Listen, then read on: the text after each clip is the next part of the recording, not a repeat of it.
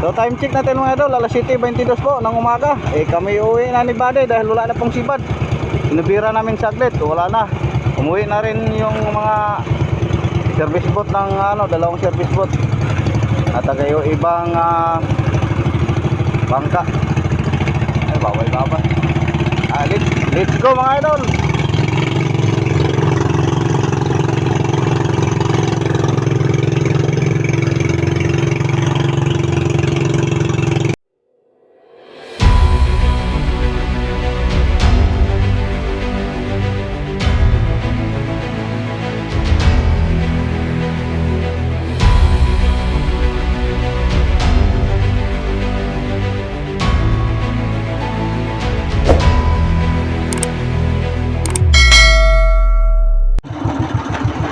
Hello mga idol, magandang umaga po. Kumusta po kayo? Kumusta po sa lahat ng mga viewers ko dyan? Kumusta po sa lahat ng mga solid supporter ko, solid subscriber ko? Kayong lahat mga idol na lagi pong subaybay. Kumusta po kayong lahat? Sana ngayong umaga nasa mabuti po kayong kalagayan. Ngayon po mga idol, nandito po kami sa payaw. Yung payaw na nakunan ko kahapon ng nabigyan po tayo ng blessing ng mga maliliit na isda, pero medyo dami-dami mga idol. Sama ko pala si Buddy. Kaso lang mga idol, pagdating namin dito umaga na, hindi namin na target kaninang madaling araw dahil nag-iba po ang agos. Kahapon pagpunta ko dito, ang agos patungong weste, ngayon patungong norte na. Kaya pagdating namin dito may araw na, sisikat na po ang araw. Tapos mayroon ng dalawang service boat taga Jinmar, ibang bangka din, yung kapitbahay ni Kapitan. Pero kaninang madaling araw halos kasabay sila din namin. Akala namin payaw, nag-flashlight sila. Nilapitan po ni Buddy, mga service boat pala. Ngayon sila siguro ang unang nakakita. Sila ang unang nakakita. Iwan ko kung nakapalabo ba sila. Basta pagdating namin dito na sila, dalawang service boat. Pero nakahuli naman tayo mga idol, mga 50 kilos. Mamaya mag-jobit tayo ng sandali para makabuya-buya. Kung wala, uwi na tayo. Kahapon mga idol, ang karga ko pala, yung huli ko kahapon, expected ko 150 kilos. Pero umabot ko ng 170 kilos mga idol. Tapos si Buddy doon sa kabilang payaw, 100 plus din. So kahit kahapon mga idol hindi kami nakahuli ng blue marlin, okay na dahil marami kami na tayo timbang. Ang winner sa amin kahapon ng hapon mga idol, si Idol Toto ko rin dahil nakahuli siya ng siyang malasugi o blue marlin, tapos naka 160 kilos pa siya.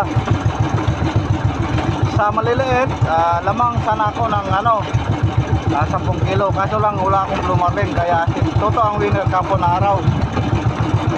So ngayon mga idol, inubit tayo ng sandali. Pero ipakita ko muna yung ating huli mga idol. Kanina hindi ko na lang na-update yung area ko ng kitang. So ito po ating huli ngayong umaga mga idol. Mga 80 kilo siguro mga idol, 70. Yan dahil malapit pong napuno. So mga 20 kilo siguro ang kulang. Ayun. Okay na to mga idol, kung sana madagdagan pa.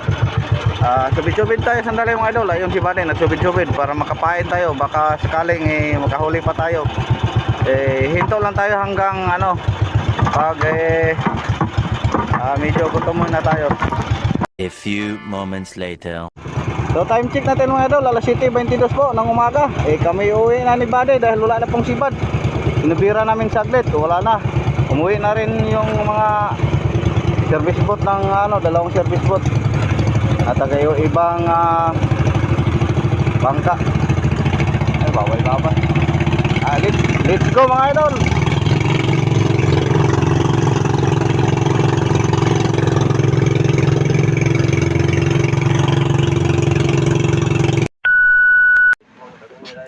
Ang ating oras mga idol, alas 12:16 po ng tanghali. Ngayon mga idol, naghanda na po kami para kami bumaba ulit. Ayan, kakatapos lang po namin ng almusal. Dahil ito po ang almusal, hindi tanghalian po lang mga idol. Pasensya na po. Dahil ngayon po ang huling araw po ng aming last day na po ito sa laot. tasa ni Kuan, Jiri, Masukol. Ang Pang laki-laki big time. ng bagan, parang kapi-kapi niya. Okay, balik po tayo. Ulitin ko mga idol. Ngayon po ang huling araw namin dito sa bukas ito kami yung po angkla ni Amay. bukas kami po unti-unti na pong magpatabi mga idol, sabi ni Kapitan. Tapos yung isda pala natin, mga 3 budiga na, tapos may 1/4 pa pang-4. Okay na yan mga idol, pang navigation. Pero samantalahin na lang namin yung may hilo pa, mga 1 budigang hilo, nakunan pa ng konti. Sakto bukas po ng umaga pagkatapos ng palabo.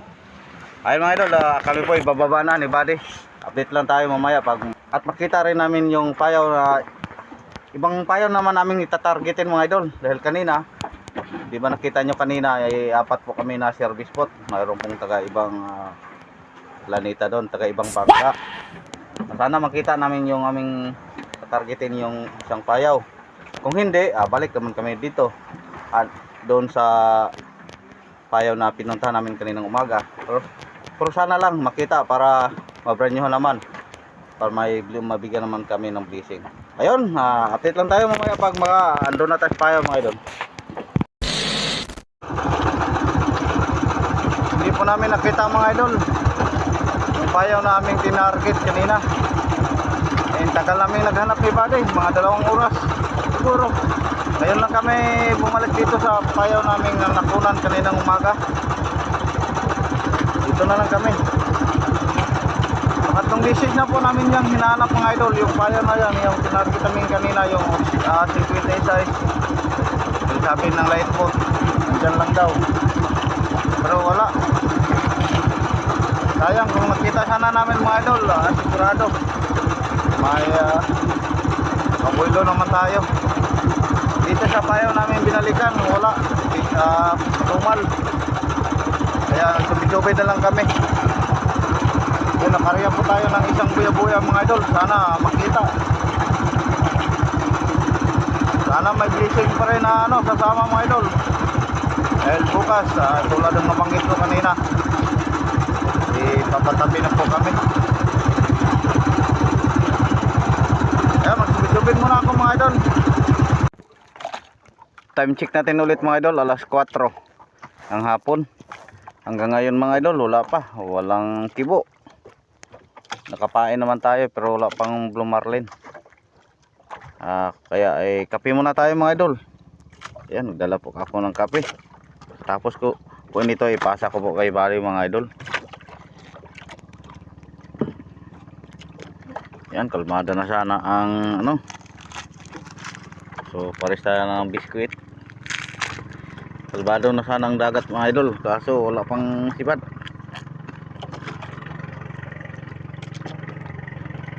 Sayang yung payaw kanina na hinanap namin, hindi nakita. Kaya dinilit ko na lang sa GPS ko. Ayun si Buddy. Maya pagkatapos ko ikaw naman. Wala lang kain mga idol.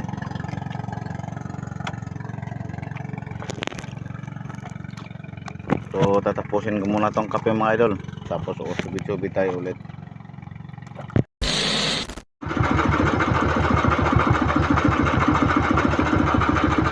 Wala pa rin kumain lasugi o lumarlin. Dito na lang po tayo. Lahila ng kitang. Sana may patimbang po tayo. Idol. Hapon na, parang wala na pong pag-asa na masibaran po tayo ng blue marlin.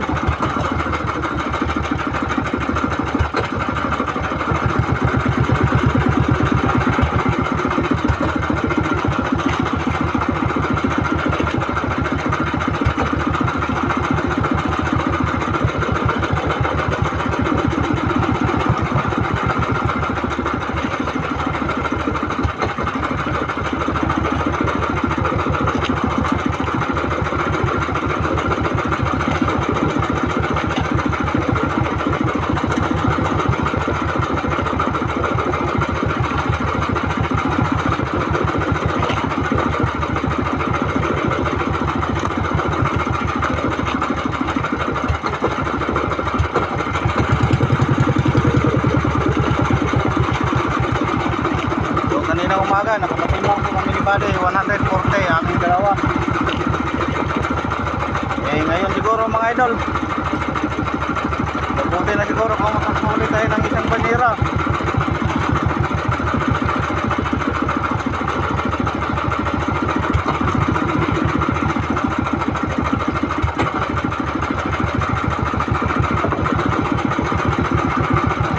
Pero kung gumulo kayo, o, sa paglabo ngayon,